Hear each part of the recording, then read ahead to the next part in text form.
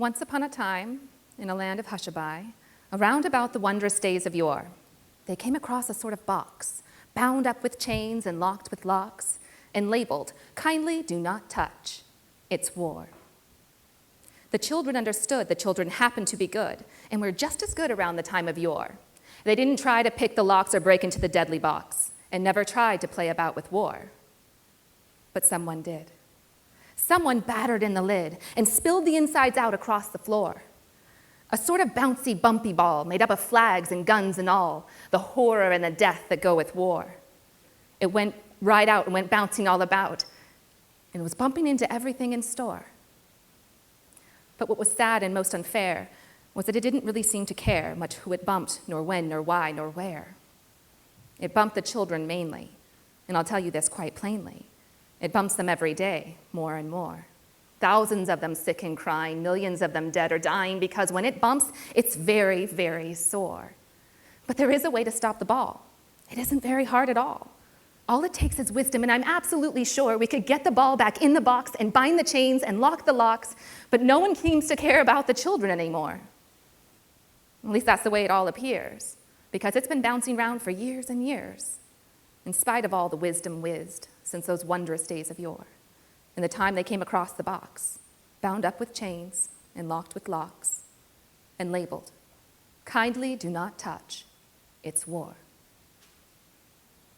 That was a poem by Lascelles Abercrombie, one of my favorite poems. I first read it when I was in about 5th grade. My mother was an English teacher, so I had access to a lot of poetry. Back then, when I read the poem, I first, of course, thought of war. Perhaps you did as well as I was reciting it. Perhaps you even remembered September 11th. Well, now that I'm a social scientist and dedicated the last 13 years of my life to understanding how language affects cultures and individuals, when I read that poem and I see that ball, I picture it as oppressive language. This ball of terrible words that goes bouncing around and touches people, and it hurts and it harms our children more than anyone else in the world. And then we have to do something to get it back in the box. So what I want to talk to you about tonight is oppressive language. But I don't want to talk to you about the language that's coming to your mind right now. I want to talk to you about the types of language that you don't think matters. I want to talk to you about the oppressive language you use every single day, but you don't think it's that big a deal. My goal today is to show you that it is a big deal, that in fact, it is perhaps the biggest deal. I am hoping to change your minds, inspire you to change, and consider the power of your words. I will talk about 2 specific types of oppressive language. I'd like to start with, hey, you guys. Hey, you guys, can you remember the last day that you lived on Earth and you didn't hear this phrase? Can you remember, anyone? Yeah, no. It said every single day, constantly, over and over and over again. And who was it said to? It said to mixed audiences, males and females alike, as if when you say guys, it's inclusive. It's including men and women. Well, in fact, I'm sorry to tell you, it's not inclusive. It does not include women in any way. So let's deconstruct the language a little bit. We know that guys is what? Plural. So let's take the singular of that, which is what? Guy. And what does guy represent? Male or female? Male. Okay, so we're talking to men, boys, males. One of the ways that we can tell whether or not something is sexist or gendered language is to do a little bit of a test. Now, Nancy Henley in 1987 came up with these 3 different ways to test whether or not language is sexist or gendered in some way. If it meets one of these criteria, then in fact it is. You guys meets the first criteria, language that ignores women. When you say, hey, you guys, to a group of women and men, you're not speaking to women. You think you are because you're saying, well, you know what I meant. But you're actually not. You're doing what has been done to women for centuries. You're minimizing, marginalizing, and silencing them. And it needs to change. Now, this country and many countries have had a history of marginalization of women, the oppression of women through language. We have come far. I'm not saying we haven't come far. I mean, we say chairperson instead of chairman, right? We say firefighter instead of fireman, right? So what am I complaining about? I want to matter. I want women to matter, and more importantly, I want girls to know that they matter. And the only way that can happen is if language reinforces that truth. So some people ask me, well, Miss Thorson, some women don't care. They don't think it's that big a deal. So why is that? Why is it that women don't seem to care? Well, we should be able to use it if they don't care. My answer to that is, well, yeah, of course they don't care. Because in our society, it's called a patriarchy, being a boy, being a man, being a guy is a valued thing. Being strong, being assertive, being aggressive. We know that those are qualities that are reinforced in our society as being good things. We know that men are seen as capable and valuable. So when girls and women are referred to as guys, one of the guys, it's actually a compliment. It sure as heck isn't putting them down. So sure, it doesn't hurt their feelings. But it should, ladies. It should hurt your feelings. You should feel something. Sometimes people ask me, they say, well, shouldn't you spend your time trying to decrease the wage gap or trying to eradicate violence against women? To those people, I say, I am doing that. I am doing that by talking about language, because if women aren't present in language, how can they ever hope to be equal in this life? If we are silenced and eradicated from words, what hope do we have for equality in any way whatsoever? Now, if this is still bothering you and you're still getting back like this, let me put it another way. I need a couple of guys. Guys, let's see, 1, 2, 3, yeah, you 4, stand on up. All right. So I just want to have a conversation with you for a second. So, I got 3 boys at home, so my husband and I, we stay at home. But we're going to think about actually going outside once in a while and doing something. So I wanted to know, what do you girls do in Bakersfield, like on the weekend? I mean, I really want to know what you ladies do. Like, do you go to the movies? What about the lady in the front row, like these 2 ladies? I mean, what do you like to watch? Netflix? Yeah? Oh, and what about the girls in the back? And watch TV. Thank you, you can sit down. So, what just happened? What just happened was the men had a very specific response, very much like, what? Right? They didn't like that. They didn't like it, but they were cool with me because they knew kind of what I was doing. But if I wasn't doing this speech, and I had done that to them otherwise, would their communication have been a little testier? Yes. And why? Because do you know what the worst thing you can call a boy or a man in this world is? A girl. Does that make you sad? Because it should. It should make us sad that men, the way you insult a man, the way you dehumanize a man, the way you make him feel like he's absolutely nothing is to make him feel like he is the same, no better than a woman, a female, or a part of her anatomy. That's a problem. So why is it that the men are having a reaction, but you ladies, when people refer to you as guys, you don't have any response at all? You sit there, you respond, you feel nothing. Because once you've been oppressed for so long, you get used to it, and you don't notice it anymore. Well, guess what? I just gave a speech, so wake up. Notice it. Notice it. I want to tell you something about some research that came up recently. This was published by Quinn and Stanley in 2001 and then repeated in 2011. They found in this, women went and took standardized tests of any kind, took a test, and they were asked to write their name. They did really well. When they were asked to write their name and then click a box, whether or not they were male or female, they did remarkably, statistically significantly worse.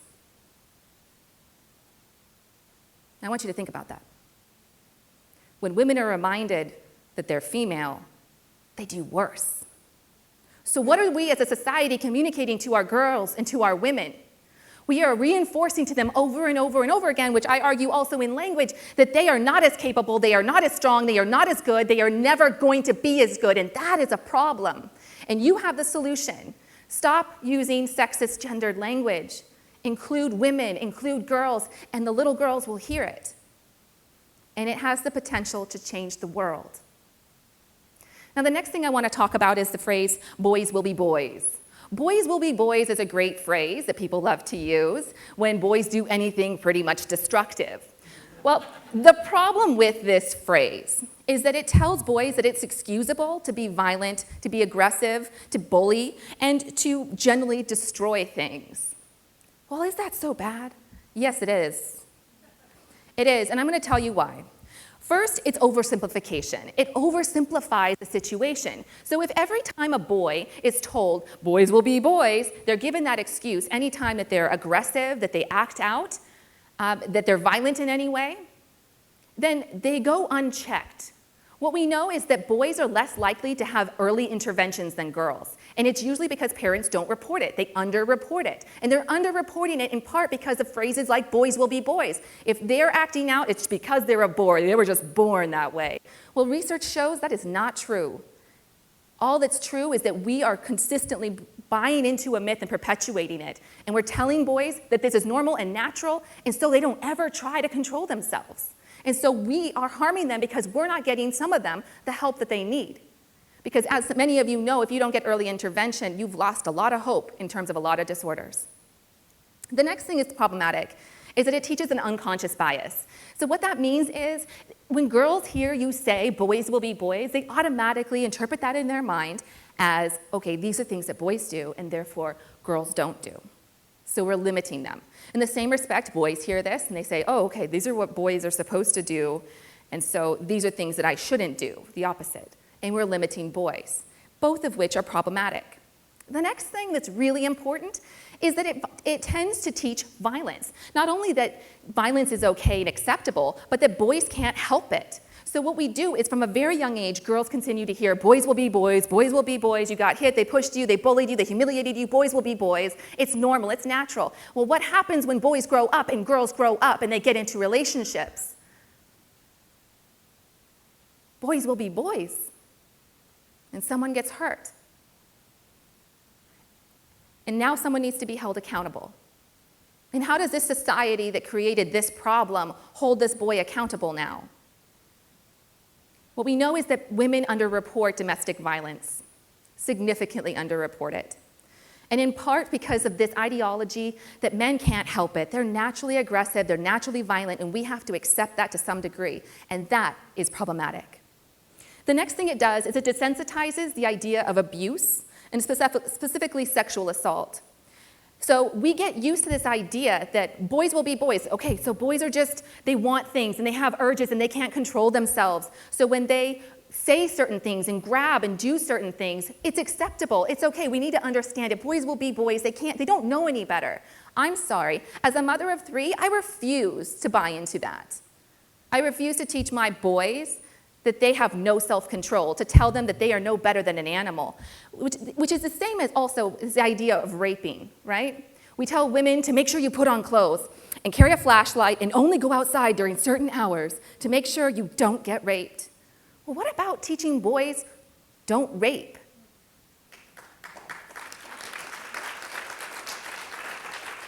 Where is that? Where is that language? Don't rape. It was not told to me. But every girl in here had that conversation, didn't you? Growing up, about what to wear and when to wear it and what to carry with you. I know I did. Because I'm taught that if I dress a certain way, boys can't help but sexually assault me. Now I want you to be insulted by that, gentlemen. You should be enraged by that idea. Because that tells me, that tells you that what society thinks of you is that you are just an animal. And that unless women dress a certain way, you will go around raping and abusing them. Does that feel accurate to you? No. Thank you. So let's change the language. The next problem is that it creates shame. So when we use things like boys will be boys, we craft other language strategies that go with it. Like a girl, throw like a girl, run like a girl, cry like a girl. Don't you cry like a girl. Any man in here not heard any of these sayings that I'm saying right now? No. And again, because the worst thing you can be in the United States of America is a girl. But what's problematic about it for boys is that it tells them, it shames them for being sensitive, for being nurturing, for being loving. Wonderful, beautiful traits. It tells them to push it down, to remove their emotions. Well, can you remove emotions? No, you can't. but you can stop communicating about them, and that is not healthy. And that's what leads us to the next problem. Is it because from a young age we tell boys will be boys, don't be like a girl, don't cry like a girl, don't be emotional. They lack the ability to have certain skills, like dealing with their emotions in healthy ways, disclosing things that are problematic for them, communicating effectively with others. And because of that, we have high rates of suicide among our boys.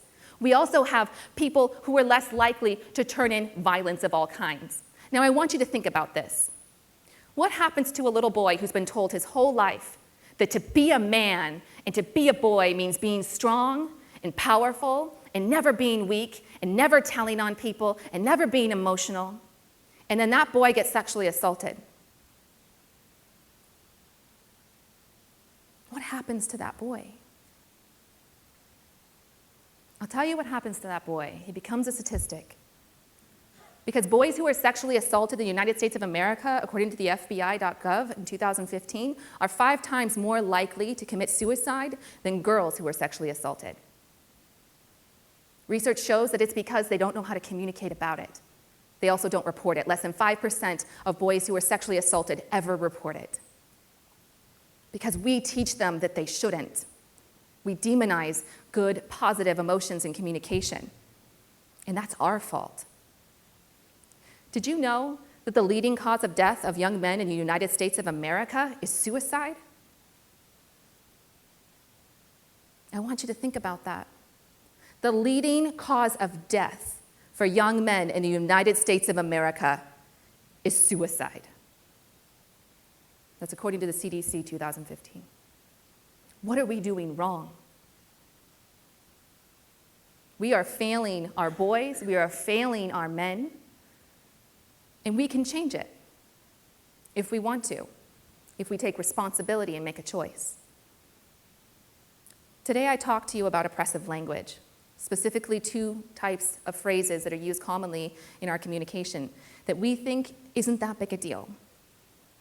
I hope I showed you that it is a big deal. I hope I showed you that it matters. And I hope that you leave today going home and refusing to say things like "you guys" because it makes the girls invisible.